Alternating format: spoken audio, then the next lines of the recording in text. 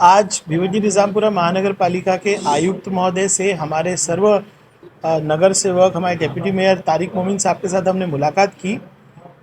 हमारा जो मकसद है कि पिछले साल खूब मेहनत करके हमने एक सिस्टम बनाया है जिससे बकरा ईद के अंदर गाड़ियाँ ज़्यादा लगाना, फायर ब्रिगेड का इस्तेमाल करना, पानी के टैंकर्स लाना, उसके बाद कचरा उठाने की सुविधा करना, जितने भी हम लोग जिसको टेम्परेरी स्लॉटर हाउस बोलते हैं, जो उनके अंदर इम्प्रूवमेंट करना, पैचवर्क करना, ये पूरा सिस्टम बनाया गया है। तब हमारे पास हमारे साथी नगर सेवक नहीं थे, अब तो अल्हम्दुलिल्लाह हमारे पास नगर सेवक है।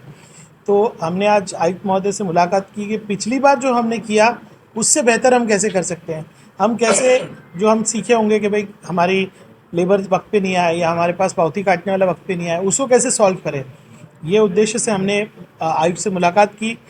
हमने आयुक्त से कहा है कि आप प्रभाग लेवल पे, नगर सेवक स्तर पे मीटिंग्स लेकर लोगों को सेटिस्फाई कीजिए। मुझे उम्मीद है कि बकरा ईद के ताल्लुक से अच्छा नियोजन, अच्छी एक प्लानिंग हमारे सभी साथी के साथ मिलके होगी और बकरा ईद हम अच्छे से पार करेंगे।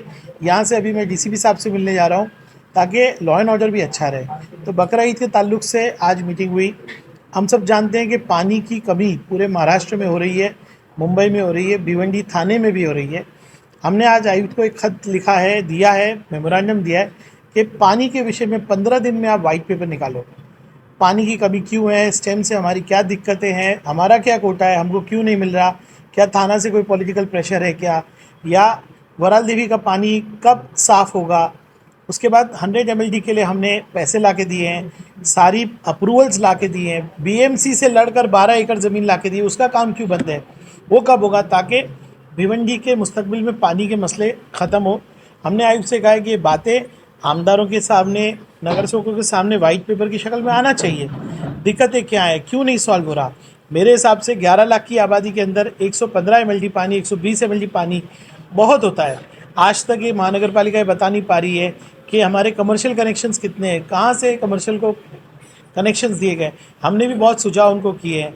कल हमारे इमरान भाई, हमारे हसनैन भाई, सुल्तान सिद्दीकी, ये सब लोग जब गए बाला कंपाउंड की एरिया में, तो वहाँ पे एक वॉल ऑपरेशन गलत हुआ जिसकी वजह से लोगों को दिक्कत हो रही थी। तो ऐसे समस्या होनी नहीं चाहिए, इसके लिए हमने मुलाकात की और मैंने उनसे कहा कि 15 दिन के अंदर आप श्वेत पत्रिका लाइए, एक वाइट पेपर लाइए। दूध का दूध जिसको बोलते हैं, पानी का पानी होना चाहिए कि पानी होते हुए लोगों तक क्यों नहीं पहुँच रहा है, ये बाहर आना चाहिए। भाई तकरीबन 2 महीने से पानी की दिक्कत चल रही है और ज़्यादा करके आपके कंसल्टेंसी में ज़्यादा पानी की दिक्कत है, ऐसा क्यों? आपने इसके बारे में कमीशन रखे? देखिए, कमिश्नर साहब से बहुत डिटेल में मैं हमेशा बात करता हूं, लेकिन आज लेखी स्वरूप में हमने दिया है और कहा है कि 15 दिन में क्लैरिफाई कीजिए। कुछ मसले हमको भी पता चले हैं। मैं वेडनेसडे के दिन स्टैम्प कंपनी में जाऊंगा कि वहाँ से क्या प्रॉब्लम हो रहे हैं। ग्रास रूट पे हमने पिछले 5 सालों में बम्बई से 2 mld पानी ला के दिया है, नए कनेक्शन बॉम्बे म्यूनसिपैलिटी से करा के दिए।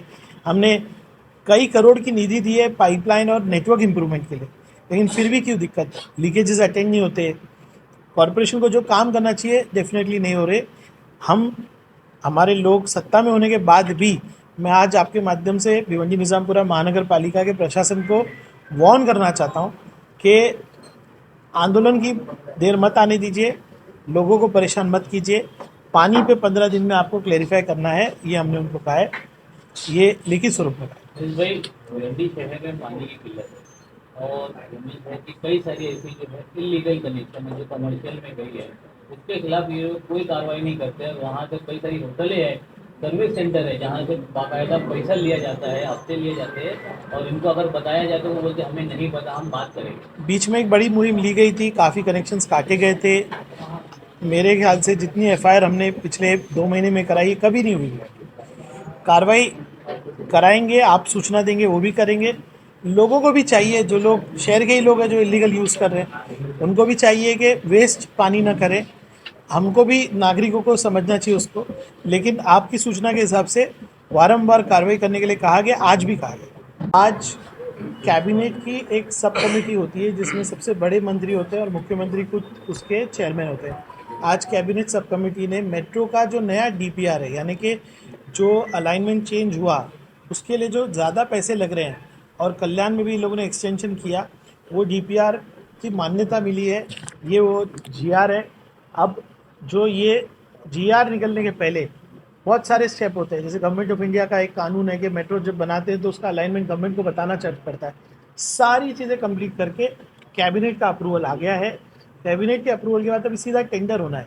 टेंडर मैं कोशिश करूँगा कि जल्द से जल्द रिकॉर्ड टाइम में हो और फेज़ 2 का काम जल्द से जल्द चालू हो। फेज़ 1 का आश्वासन हमको आज दिया गया है कि दिसंबर तक चालू होगा। ये बात सही है कि मेट्रो का काम कई रीज़न से डिले हुआ है, लेकिन मुझे ऐसा लगता है कि सारे जो अड़चनें थी वो अल्हम्दुलिल्लाह अल्लाह ने क्लियर किया। आज मैं बम्बई में इसी जीआर के लिए वेट कर रहा था। मुझे लगता है कि भिवंडी के अंदर जो तब्दीली हम सब चाहते हैं, जो हमारे नौजवान चाहते हैं, हमारी बहनें चाहते हैं, जो हमारे बच्चे एजुकेशन के लिए जाते हैं बाहर वो चाहते हैं, या जो लोग काम करने के लिए जाते हैं वो चाहते हैं, या मैं चाहता हूँ कि मैं मेट्रो से ट्रैवल करूँ, ये सब इन अड़चनों को दूर करते हुए फेज़ 1 का काम ट्रैक पे है। फेज़ 2 का काम जल्दी शुरू होगा। इसके लिए सभी भिवंडीकरों से अपील है कि आप कोऑपरेट करें और मेट्रो आने से इस पूरे परिसर के अंदर तब्दीली आएगी। वैसे ही भिवंडी के अंदर आप देख रहे हैं कि तरह तरह की तब्दीली आ रही है। हमारा खुद का आज कलेक्टर साहब से बात हुई है, 23 करोड़ पे आ गया है। सारी सरकारी ऑफिसेज को एक जगह पे रखने के लिए हमारा प्रशासकीय भवन बन रहा है, उर्दू घर बन रहा है, आईजीएम आप देख रहे हैं, आईजीएम एमसीएच मिला के एक कॉमन कंपाउंड होके एक बड़ा अस्पताल बन रहा है। मुझे उम्मीद है कि मेट्रो के ये अनाउंसमेंट के बाद जब कल के टाइम्स ऑफ इंडिया में तमाम अखबारों में ये आएगा कि भिवंडी तरक्की कर रहा है, भिवंडी के अंदर फेज़ 2 का भी काम चालू हो रहा है, भिवंडी के अंदर और तब्दीली आएगी, बाहर से लोग आ रहे हैं, इंटरेस्ट ले रहे हैं भिवंडी के अंदर, तो ये भिवंडी के लिए एक बड़ी खबर है। ये जीआर मेरे सोशल मीडिया पे आप पढ़ सकते हैं, जिनको डिटेल्स चाहिए कि डीपीआर कैसा है, अलाइनमेंट कैसा है, पैसे कितने हैं, इसके अंदर सारी डिटेल्स है। मेरे ट्विटर हैंडल पे पूरा जीआर आपको मिलेगा। के अंदर मैं रोज़ उपमहापौर जी से बात करता हूँ। 3 प्रॉब्लम थे उसमें। एक स्टाफ की कमी, तो 5 लोगों के स्टाफ का अपॉइंटमेंट किया जा रहा है। दूसरा कंप्यूटर्स नहीं थे, मैंने तो खुद कहा था कंप्यूटर्स दूंगा, लेकिन वो भी मेरे ख्याल से 2-3 दिन में कंप्यूटर्स प्रिंटर्स की सुविधा कर रहे हैं। तीसरा जो प्रॉब्लम था कि पुराने रिकॉर्ड्स की स्कैनिंग, पुराने रिकॉर्ड्स की स्कैनिंग का टेंडर जिसको दिया हुआ था उसके मेंटेनेंस के पेमेंट के प्रॉब्लम थे, वो भी सॉल्व किया गया है। आपको 1 हफ्ते में डेफिनेटली इम्प्रूवमेंट मिलेगा। मैं उपमहापौर हमारे नगर से 1 हफ्ते का टाइम हमने दिया है उनको, क्योंकि सुविधाओं को चेंज करना है। दूसरा मैं कहूँगा कि बहुत सारे लोग वहाँ जाते हैं जिनका 1 साल से पुराना हो गया, वो अब यहाँ नहीं होगा, वो तहसीलदार ऑफिस में होगा। ये चीज़ों का मतलब लगातार नज़र उस पर रखी गई। खुद उपमहापौर जी देख रहे हैं, मैंने भी मीटिंग ली है। ये 3 प्रॉब्लम सॉल्व होते ही आप इम्प्रूवमेंट ज़रूर देखें। हे फार दुर्दैवी आहे की भिवंडी शहरामध्ये गुटखा विकणारे, गुटखाचा ट्रान्सपोर्ट करणारे, गुटखाचा व्यापार करणारे यांचा एक रॅकेट चाललेला आहे। जी माहिती आपण मला देतात ही माहिती अशी आहे की चाविंद्रामध्ये जे डम्पिंग ग्राउंड आहे तिथे पोलिसांनी महापालिकाची परवानगी न घेता इल्लिगली गुटखा डम्पिंग केलं। ते गुटखा परत उचलण्यासाठी एक गँग आली, त्याच्यामध्ये काय वाद झाला आणि हे प्रकरण अत्यंत दुर्दैवी आहे। त्यासंबंधी थाना कमिशनर साहेबांशी मी बोललो आहे, SP साहेबांशी मी बोललो आहे। पहिलं तर होता की माझा ज्युरिडिक्शन नाही, तुमचा ज्युरिडिक्शन नाही, पर याची नोंद शासनाने गांभीर्यपूर्वक घेतलेली आहे आणि हा प्रश्न असेंब्लीमध्ये पण आम्ही घेणार आहोत।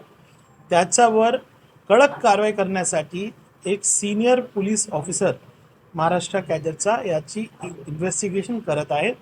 मी तुम्हाला आश्वासित करतो याच्यामध्ये कठोर कारवाई होणार आहे। बघा, असं आहे की महाराष्ट्रामध्ये सर्वांनी मराठीमध्ये बोलणं हे अपेक्षित आहे आणि याचं समर्थन आमच्या पक्ष पण करत आहे। पण प्रताप सरनाईक साहेबांचा ना मला असं म्हणायचं आहे की आपला कल्चर, आपली भाषा लोकांना शिकवायची गरज आहे। सक्ती तुम्ही केली आहे, पर तुम्हाला हे पण पाहिजे की तुम्ही नियोजन पण करा, त्यांना ती सुविधा पण द्या। मराठी शिकण्यासाठी तुम्ही एक सेंटर्स बनवा, कल्चरल सेंटर्स बनवा, शिकवायसाठी सुविधा करा, हे मी सांगणार आहे। ही सूचना प्रताप सरनाईक साहेबांना केलेली आहे। काल पण मला बोलणं झालेलं आहे की तुम्ही हे मागे घ्या, लोकांना मुभा द्या, 6 महिने द्या आणि नियोजन पण करा। लोकांनी मराठी शिकवा, हे आमची पण मानसिकता आहे. पर शिकण्यासाठी सुविधा पण करणं हे राज्य सरकारचं कर्तव्य.